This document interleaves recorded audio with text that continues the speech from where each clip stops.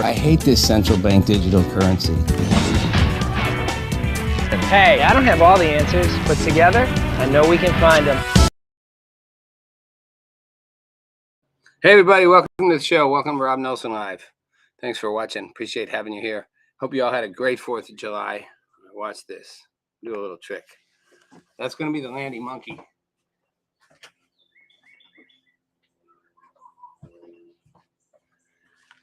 It's the Landy monkey because I'm waiting to see if Landy will make it. We never know with Landy. He says he shows up and he's pretty reliable. We'll see if he does today. Hope everyone had a great 4th. What an interesting time we're in, man. So first we have the 250th, the firecrackers, the fireworks displays, the 250th, all the drama, all the stuff, the Washington Mall, the reflecting pool, the whole thing, the storm keeps people from going. They don't want people to get heat stroke and whatever, but Trump's like, I'll give the speech no matter what. He gives the speech, pretty much about like America exceptionalism, how great we are, what we've done. Throws in a few things, political things, whatever. I'm not going to get worried about that. People always say, it's not meant to, this shouldn't be a partisan time. Let's just be honest. Everything's partisan. I don't think it's possible anymore for any of these candidates to give a speech of any shape, kind, do any event that doesn't have partisanship tied into it. I really don't think there is any version anymore of national politics where partisanship is left out. So, remember Biden gave his thing with the red thing. It looks like he was in the Kremlin or the devil or something, like he was coming out of hell. It's like was that around COVID or whatever it was? Like, I don't remember the things anymore. Every single speech, every act, every event, every major presidential candidate, gubernatorial or elected official, member of Congress, candidate for Congress, even big city mayors, everything is political. There's no parade, there's no party, there's no event, there's no going to the moon, doesn't matter. We're going to make it somewhat partisan. We're going to say, we did good job and you did bad job. We good, you bad. We are so tribal, it's scary. We were rewriting the narrative of everything. And I've told friends before the story of, and I wrote it in my book when I was, working in the White House when I was in law school and I was on the national reelection campaign for President Clinton, and I organized a whole big rally, like a really cool event that I got the president to agree to do. How I got him to agree to do it is an amazing story too, but I got him to agree to, to hold a nonpartisan get out the vote event in which he would, encourage Democrats and Republicans to vote regardless of party. Did they?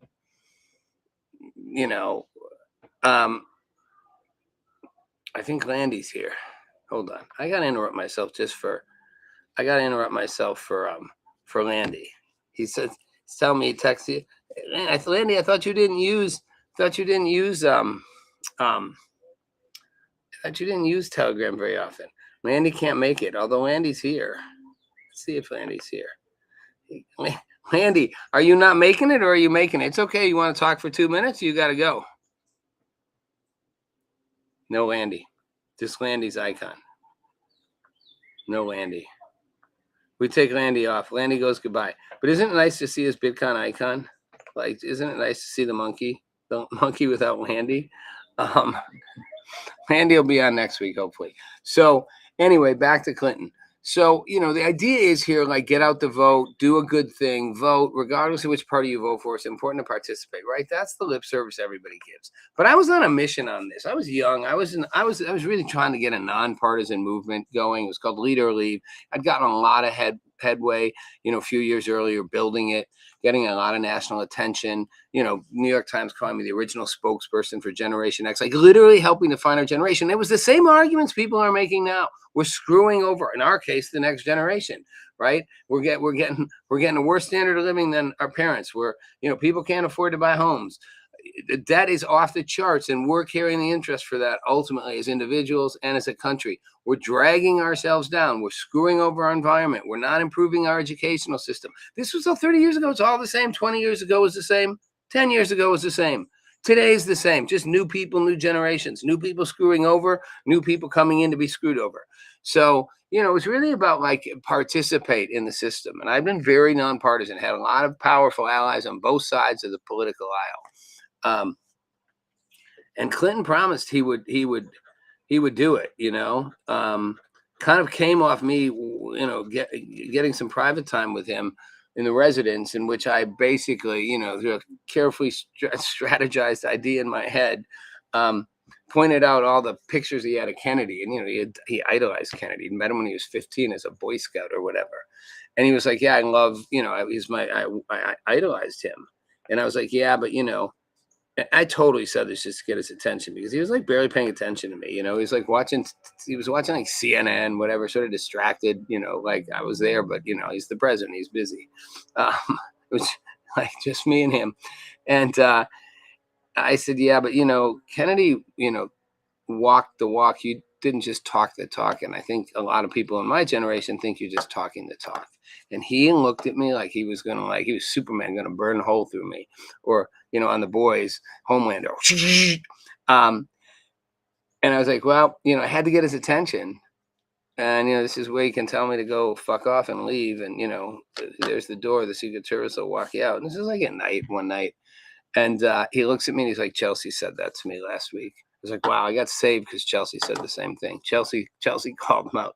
And then he's like, this is one of my favorite moments of interaction with a powerful person, a president. He looked at me, kind of got all wound up, got all red-faced like he would do, stuck his finger in my face and said, you know what, Rob, just because I'm president, I can't do everything I want. It's not that easy.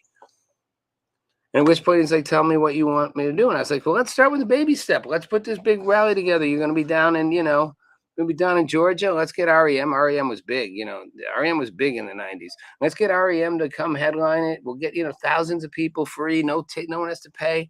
You'll fly down, give a great speech, and you'll tell everyone to participate, even if they're Republicans and they want to vote for Republicans. Just get out, just be part of the system, participate. And I wrote the speech.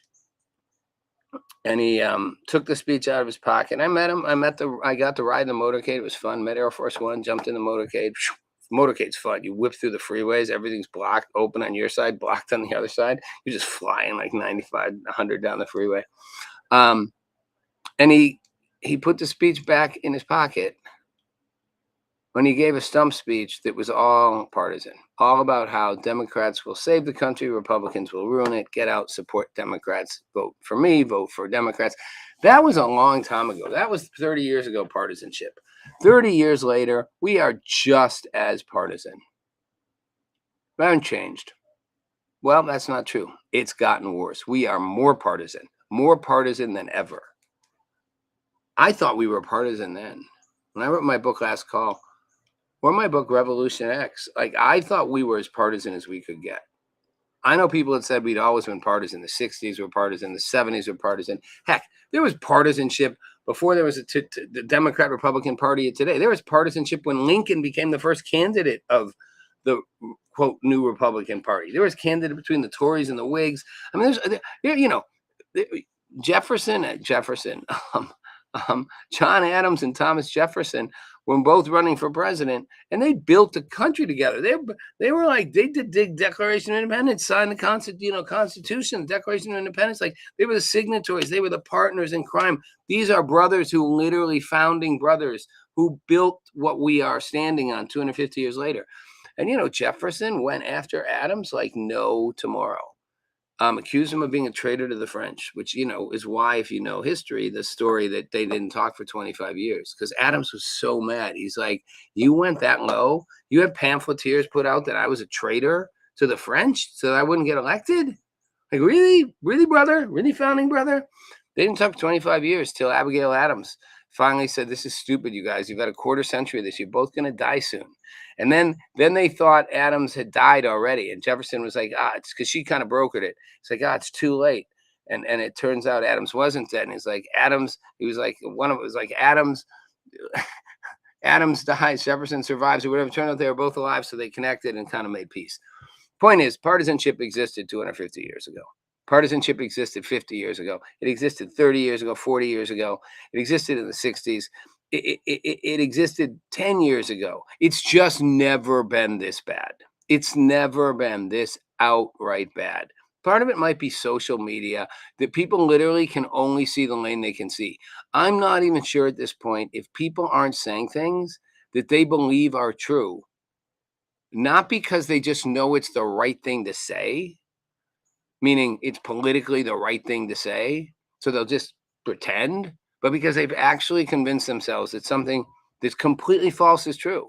And both people on all sides can do it. Because if your social media algorithms reinforce your point of view and the way you see things, you're going to start believing it's true. Like your brain gets wired. It's like a mouse. You're going to get used to the thing, you know where the cheese is. You keep coming back. Like you can't see anything else. You come back to the same spot for the cheese, whether the cheese is there or not. You just can't see anything else. And I think increasingly people can't. And it goes to social stuff. It goes to gender stuff. It's why you have the trans debate going on. I truly believe there are lots of Democrats, progressives, who truly, truly believe,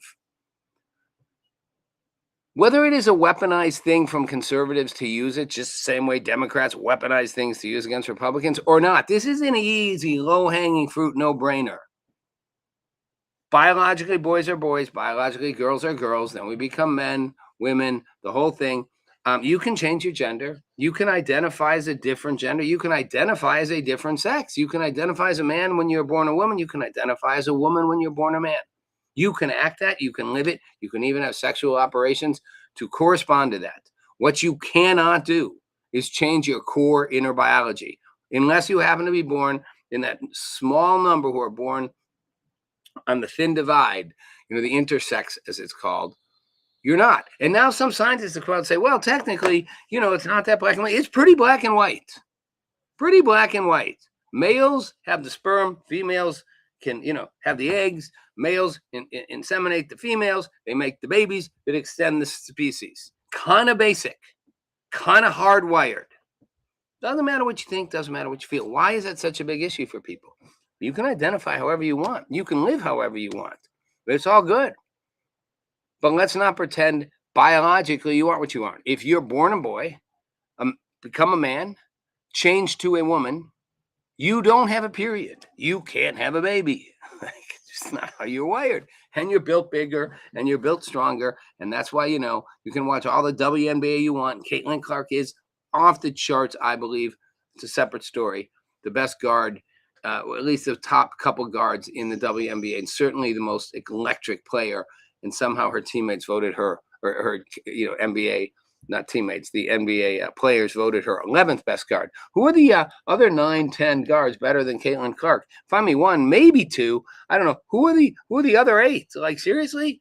But again, people see what they want to see. They don't like Caitlin Clark. She's not the best guard. Forget about the fact that she absolutely is better than 10 other guards in the NBA, at WNBA, and that she's electric.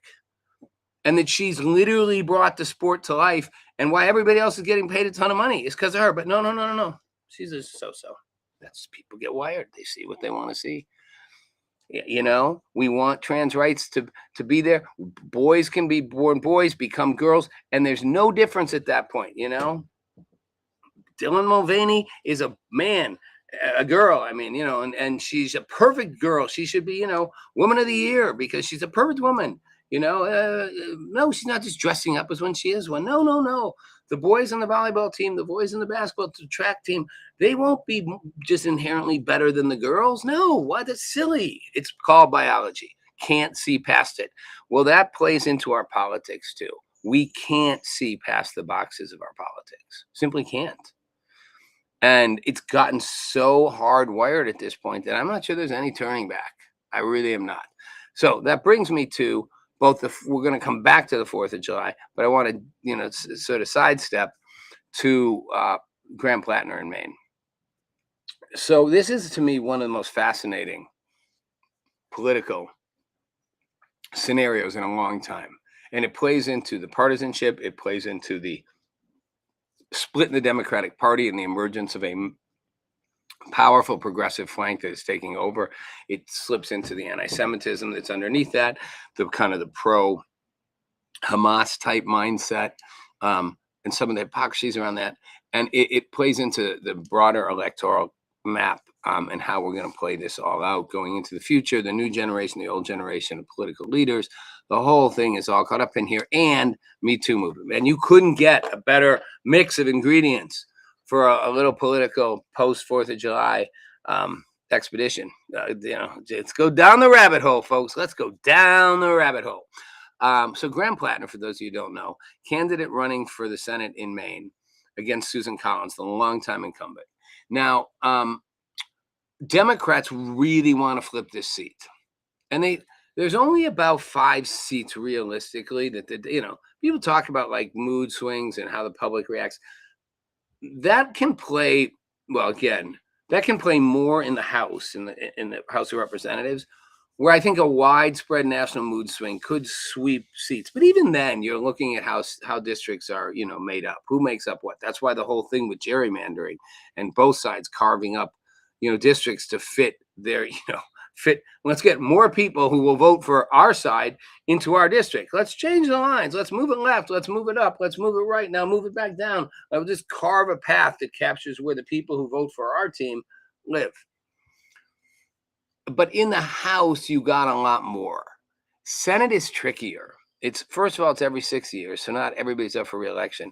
And so you're looking at a limited number of seats. You're not going to flip. Most Senate races we know which way they're going to go. And it doesn't matter whether you read the Cook Report or what political, 25/7, I'll just go to 25/7, whatever reports, polling you believe in, is not going to change. Like, you can call pretty much which states are going to be red and blue. There may be a rare upset sometimes, but you kind of know, you kind of know. Now, sometimes over time that changes, right? So a state that normally wouldn't be in play moves into play. And there's certainly the core swing states that weren't always. Like Wisconsin used to be a pretty red state, where I'm actually shooting from right now. Now it's a definite purple state, meaning in between. And Milwaukee is a very blue city, and it's a third of the population. But it's definitely still a very split state. It's not a pure blue or pure red. Wisconsin go either way. That's a swing state. Ohio the same. Michigan the same. North Carolina the same. Pennsylvania the same. But a lot of states it's just locked in. Idaho's not going to have if a candidate's even up in Idaho, not going to have a Democrat, and not now. I'm not saying ever, but so you'll have a handful of states that it comes down to in the Senate based on what's up for a re-election, based on what is actually in play, and based on what have the demographics have shifted in the entire state to where every time races are going to be in play, including those votes for the presidency. But this is a midterm, so no president vote. Maine happens to be a state that right now, has been solidly in the Senate, a Republican state, but there's a real shot at, for the Dems to flip it. Susan Collins has been there a long time. She's tried to be kind of even keel. She's not a hardcore, like, mega conservative at all. She's conservative, Maine sensible, very cautious on Trump, which he hates. And again, that's all politics. She's being cautious because it doesn't matter what she really thinks. She'll lose the votes in her state. But she's not like, she's not like some crazy out there hardline right winger. In this day and age, I'd call her a more moderate Republican. Dems think they can sweep it from her. They can take it away. And so they launched and put all their eggs behind, there were some more moderate candidates running, but they went for Graham Plattner. And Graham Plattner, was this guy who'd been a former, he'd been in the service and kind of had a checkered path. I don't remember what he was doing right before. I think it was he was in the Maine Assembly or whatever. But, decided to come out. He kind of fit the thing. He kind of did what Tim Walz couldn't do, right? Tim Walz was supposed to be like the guy's guy, and he was like the least guy's guy you ever saw. Remember the whole joke with him? It's like, I'm a guy, I hunt. But you wondered if he could really point the gun. Like, but whatever. He was just he was so not like a guy's guy, you know, and it was so awkward. Like, would you want Tim Waltz to be like, you know, getting like getting your camping expedition ready, or like leading the team to the football game? I'm just saying, you know, he just never had it. He never was. Not knocking him. He was kind of a loser. Him and Kamala both, it was like two losing candidates put together. Neither one of them had, like, he can't even remain governor in his state. He's not running, I think, because he can't pull it off. Can't pull off his own state again. You know, Kamala Harris, she doesn't know where she is. She's in the political wilderness of wildernesses. So neither of them could, you know, amount to much. Graham Plattner kind of had it, you know, ex-military, legit, you know, whatever in that way, not like Tim Waltz, where it's sort of the story is like shady. You know, kind of a rough around the edges kind of guy, you know, had PTSD, had definitely had some chips and checks in his past, had a tattoo that, you know, turns out was a Nazi, like a Totenberg, like an SS Nazi tattoo, didn't know it was a Nazi tattoo. Scrubbed it off once he found out, you know, some rough edges with alcohol, with, you know, with personal relationships.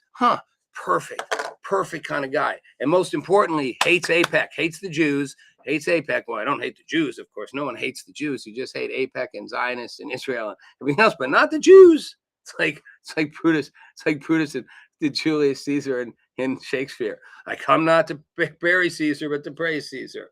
Come not to bury Caesar, but to praise Caesar. Now, it's the messaging we're getting here. Bury Caesar, bury Caesar.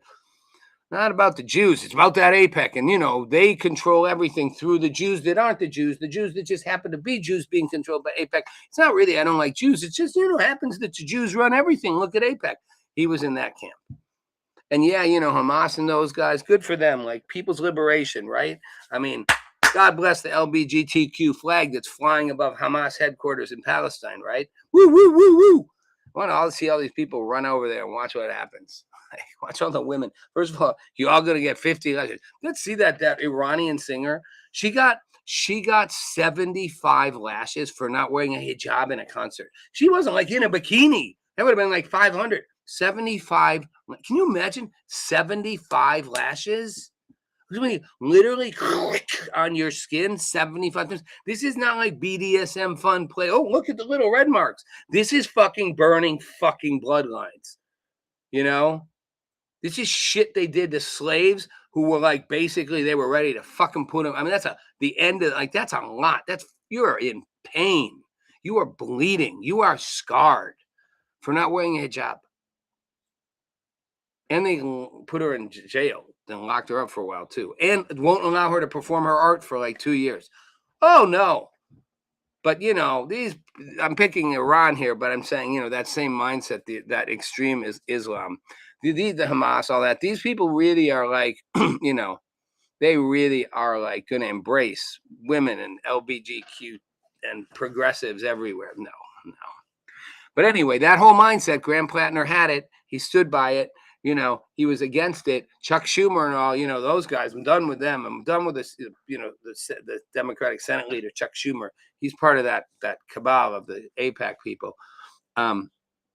I'm done with them. You know, this is, you know, I'm a new voice. I'm for, you know, I'm for the people. I'm for socialism. I'm for overthrowing the system. I'm for trans rights. You know, again, I'm against the Jews and AIPAC. I won't say the Jews, but, you know, read between the lines. And, you know, he had it all. Well, look past the fact that he had some pretty troubling allegations. Starting with a tattoo. There was a Nazi tattoo that the Secret Service, the SS wore. That was not a slip up. I do not think our Secret Service is anything like that. The SS, the Nazi, the Nazi SS, which was its most, you know, elite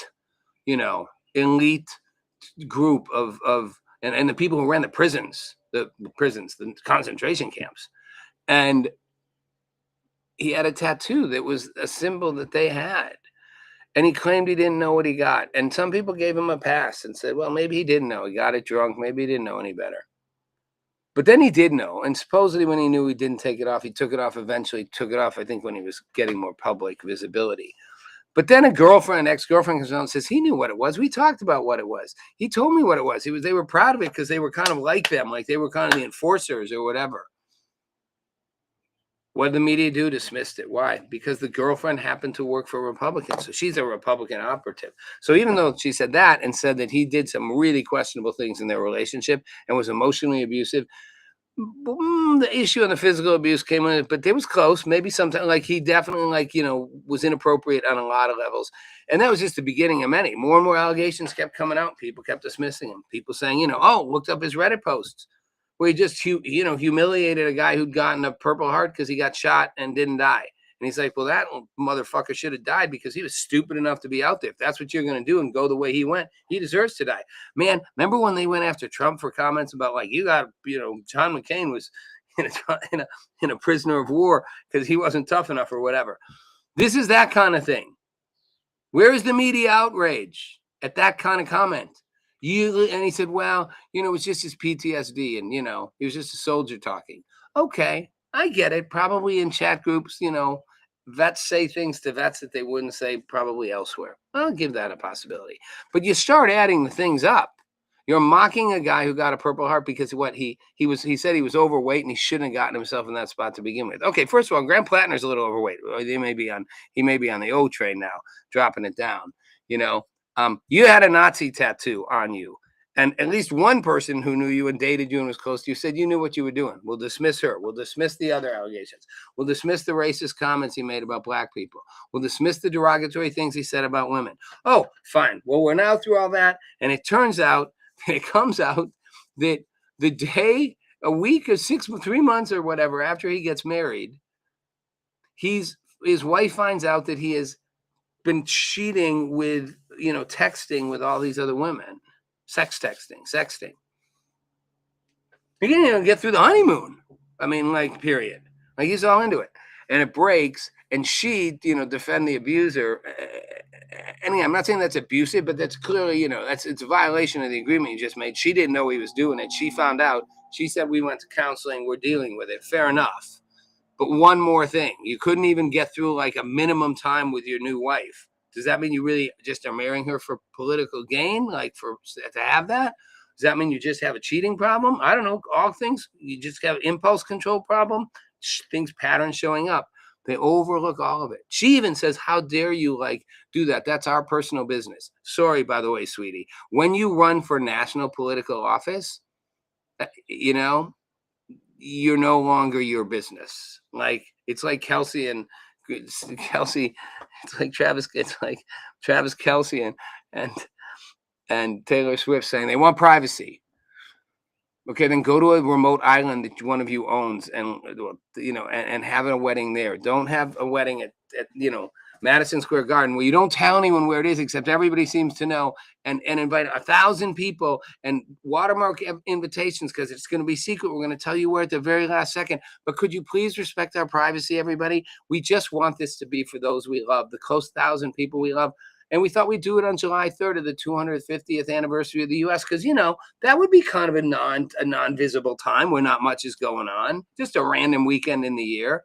Everyone knew it was at Madison Square Garden. And then the trucks start lining up the week before. It was like, it was like a royal wedding, a spectacle, but you want your privacy. No, you don't get it. And that's the whole thing. Your 1,000 closest friends. Anyway, back to Graham Plattner. So today it finally comes out, and everybody's on board. Elizabeth Warren, Roy Katana, like the California congressman is a top leader in the House. Hakeem Jeffries, Chuck Schumer, the Democratic Senatorial Campaign Committee, the DSCC, all on board. Yeah, and let's look the other way. These are serious allegations, but sometimes, he's defended them all, and none of us are perfect, and sometimes we have troubling behavior, and he's working on it, and sometimes it's you got to hold your nose, as they say, and go for it. First of all, where was that argument with Trump when people said that about Trump? I don't hear the media saying that was okay. I heard them all screaming from the top of their lungs, like, this is what's wrong. You can't do this. This will destroy democracy. Can't hold your nose to repugnant behavior just because you think he'll be more effective. You have to draw the line. You have to stand on moral purity and clarity, and boom, boom, boom, until it's our candidate running in Maine and we could possibly take back the House, the Senate, and hold your nose. Well, they held their nose as long as they could until it came out today that his ex-girlfriend, sort of hard to know how much of an ex-girlfriend she was, but they were dating, I guess, at least. And he comes to her house, according to her, one night, and she doesn't want him to come in, but he lets himself in, and he's blackout drunk, and he wants to have sex, and she doesn't want to, and she's on the couch, and she, according to her, this is her story, but remember, believe all women. She says, I'm not, I don't want this, I don't want to do this. It's a pretty credible story when you listen to her tell it. Like, it is. I'm not gonna lie. Like, there's a lot of, remembers the whole thing, and he's aggressive, and he keeps pushing and forcing, and he's drunk, and she sees him kind of coming in and out of clarity, and and she reaches a point in her head where she says, I realized I was no longer about my choice. I just consented to let it happen. I just allowed it to happen. Didn't consent, I just allowed it. Now, if somebody could say, well, so you did let it happen, and I'm going to be the first to say, you're not in those shoes. You're not in those shoes of a woman who's got a guy bigger than her, stronger than her, blackout drunk, very threatening, saying we're going to do this, and you're not sure that you have a choice, and could you theoretically kick him in the balls? And maybe, but at that point, when a person's being victimized, when they feel they've lost their power of autonomy and they've tried to establish it and they don't physically have the ability, this is back to the trans thing, huh? Like, men are bigger, men are stronger. This guy's a bigger build, bigger body. He's on top of her.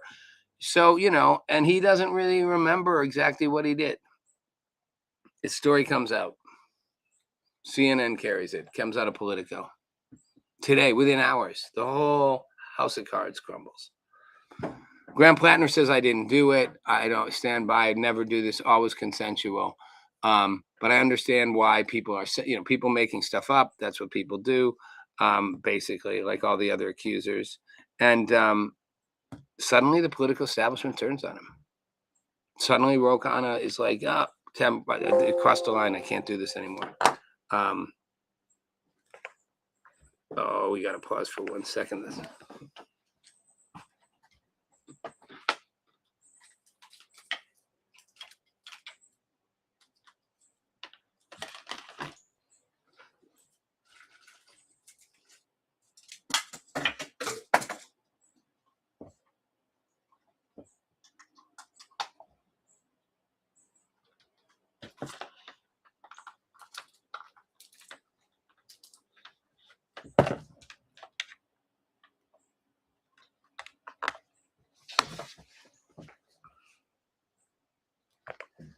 Back in action. We lost power. So, suddenly they're all backing away. The Democratic Senatorial Campaign Committee's like, no more. If he stays in the race, we put no money into the main race. We're done. Chuck Schumer, this is disgraceful behavior. Here's my question. Two things. One, his behavior before was disgraceful. So the line is, if it goes to the point where a woman says he initiated sex forcibly, girlfriend or not girlfriend, she gives an account, it seems pretty credible, of him initiating sex intentionally against her will and forcing it. Now that's the line we draw.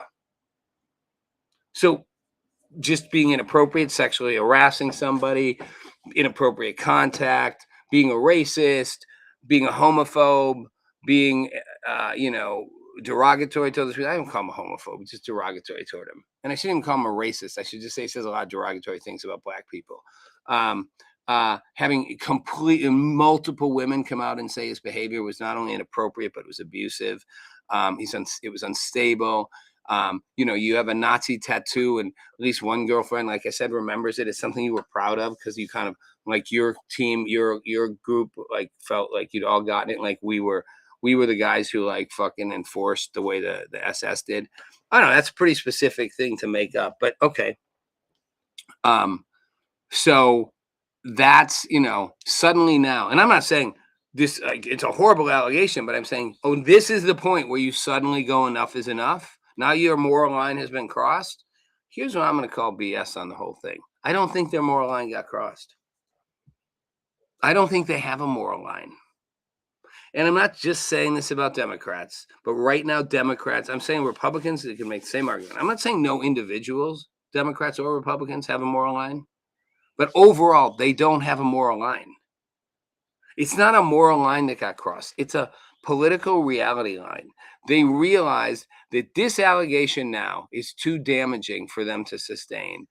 a successful that the weaponization the other side will use on this will cost them possibly the seats. And they have a very limited time, 1 week before whoever that candidate is locked in. Even if they die, their name gets voted. So they don't have time. They need him to get out of the race. Why? Because he did something so horrible? No, everything he did before was horrible. He's a fucking fake. He just lies. He doesn't even take accountability for any of it. He's an admire a person if they took some responsibility, some accountability, you know? And fair enough, it's an issue I've had with Trump too, where I'm like, own the stuff you did. Don't pretend you never did any of these things. Just own it. Everything doesn't have to be, I never did, I never said. Say I did. I love when candidates do that and say, yeah, I have some pretty shady stuff I've done, okay? You don't like me anyway because I'm going to make America great again. I vote for that. Graham Planter never took responsibility or accountability for it. Apparently, even with the woman that he raped, again, allegedly, but it's a pretty convincing story. He apparently called her back and whatever. She didn't want to see him for weeks and weeks and weeks or months or whatever. She called her back and, you know, she said, I wasn't pregnant because they'd had sex before, but they used a condom. He didn't use a condom. She called back and said he wasn't pregnant. He never asked her, like, what did I do? He said, I don't remember what I did. Never seemed to want to know. This guy doesn't have a lot of self-reflection. And even his pathetic video today, it looks like he's like one of those people like a hostage making a speech. Like he's staring straight ahead. I, just want to say that while I categorically deny these accusations, I just want to say that I'm reconsidering because the people I really love and the party I love and the principles I love require me to be like, dude, you're a fucking drone. Like drone, what is it? Robot. Even robots are better now, man. AI can give you a much better version. There's nothing real about it. And I don't think there's much real about the sudden pulling away from the Democratic establishment. They realize this will be too hard to win on. We won't lose this race for sure now. We got to pull the rug on him. Same thing happened with Biden. Then suddenly realized Biden had cognitive decline. They realized Biden would lose so badly. Their best shot was to yank him out, get him out, force him to resign, and get somebody in. We'll go with Kamala. It's our best shot. It was a train wreck. But trust me, Biden would have been a bigger train wreck. It wasn't that they really believed it was time for a new generation and that Biden really had done the best he could do and someone else could serve better. It was that they realized he was going to lose really badly. If they thought he would win in a coffin, they would have kept him in. It's all about politics. It's all about the vote. And that's what's so sad. And I know it's both sides, but today it's the day to point out the Dems doing it. And suddenly you hear all women. You didn't hear the woman who was a Republican who actually had one of the most credible stories of things he did, including the tattoo and how he behaved and all these other things, because she works for Republicans. So don't hear all women then. But if you're accusing, justice, if you're accusing a Supreme Court justice who wants to be a Supreme Court justice, Brett Kavanaugh, if you're accusing him of running as a conservative justice, all things said count. No matter how improbable they are. I remember some of those accounts. And people like, well, we accused him of gang rape. Like, they just made this stuff up. There was nothing, And even the whole thing with the party, and like where, the accuser couldn't even remember like when exactly it happened. Sort of around when, sort of where, sort of who was there. You don't remember that stuff? Sure, it's possible. You're so traumatized by an event that you... and she never said he actually had sex with her, just that he held her down and tried. You so traumatized by an event that you just simply can't remember any details about it, not even what month it was, where exactly it was, quite exactly what year, close, probably this year, probably around this time, probably somewhere around here. Wow, it's pretty convenient. But everyone believed that, believe the doctor. Total political reasons. And I believe she made that up. Maybe she convinced herself. Something might have happened to her. She decided it might as well be him because he could. She doesn't even remember exactly what. But no, we don't believe this because now, because she's a Republican woman, the accuser of Graham Plattner. No, this woman, the last one's not a Republican. This one now was not. She said the reason she didn't come out for so long was because she supported his politics and didn't want to because she believed in what he stood for. This is like the Cesar Chavez thing where people kept quiet, like Doris Huerta kept quiet because she believed in the cause so much. She didn't want to say he's raping little girls and he raped me and he's a monster because he stands for the freedom for, the migrant workers and for my cause. And I'm going to keep it quiet. Well, that's a hard trade-off. Talk about a Sophie's choice. But, this woman finally came out. But now we believe her. No, now it's not suddenly something so bad happened. Something so bad did happen. But other bad things been happening. Suddenly it's just not politically viable. And we will walk away.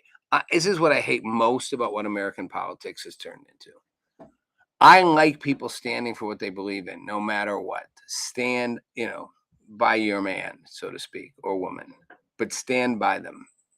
Stand by your principles, no matter what. I'm not saying you don't make political choices. I'm not saying you don't make trade-offs. I'm not saying you don't calculate, take your wins where you're best able to get them. But you fundamentally stand for what you stand for. And when it's broken, you move away from it. You don't support it because it's now convenient on your side to look the other way. But when the other side does it, you're not going to look the other way. And they're going to do the same. And that is the terrible rupture, the deprincipalization of American politics. And on this 250th anniversary, we have built so much. We are such an impressive nation. No other country like us ever, and probably ever again. The longest democratic republic in human history. The most remarkable experiment in politics and society. Yes, full of flaws, full of mistakes, including in the founding fathers, including in the charter they laid, including in their inability to do what I just said and make a compromise on slaves and on Black Americans who are in slavery by not counting them as full people, to say the least, by allowing slavery. That was a political concession. I'm not saying it's brand new that people make political concessions. I'm saying now we've reached a point where almost everything, and maybe I'm naive to think it hasn't always been this way, but where almost every single thing is simply a political calculation. And you stand for it based on the politics, not based on whether it makes sense, not whether ways ultimately make sense. You can't even get a good reason why you're doing it. You're just doing it because you're going to pretend one thing. You're going to pretend this makes sense. This is okay because you can win. And the minute you can't win, you're going to pretend it's not okay. And you'll pretend anything else isn't okay, even something that was okay before. It's not about what's okay or not okay. It's about, can we win or not? And that to me is always been there. It's just so much worse. And I think at this juncture of this beautiful kind of turning point, just that's symbolic, but 250 years, we got some work to do here as a country on both sides. And the work isn't about how exceptional we are, how great we are, how many things we can do, how much we've done, what a remarkable nation we are. Best country to live in the world if you want to live in a free country. And, I saw Gene Simmons at Summerfest the other day, the Gene Simmons band, and he's like, if you don't like it here, go back, go somewhere else, go where you want to go somewhere else if you don't like this country. And I believe that. I'm saying don't fight for things you want here. You don't have to like everything, fight for it. It's the best place you're ever going to get to do it. It's the best country you're ever going to get to do it. But a lot of work to be done in it. And that work's going to come down to us as individuals, collectively and individually reclaiming our ideals and standing for those ideals. Not for whatever will get us a win, and we'll shift the ideals, change them, discard them, readopt them, extend them, pull them back, depending on what will get us the most wins. Stand by the ideals. All right. Happy 4th of July, everybody. Thanks for watching. I'll see you on Wednesday, and hopefully David Goxstein will be there with me. That's the plan.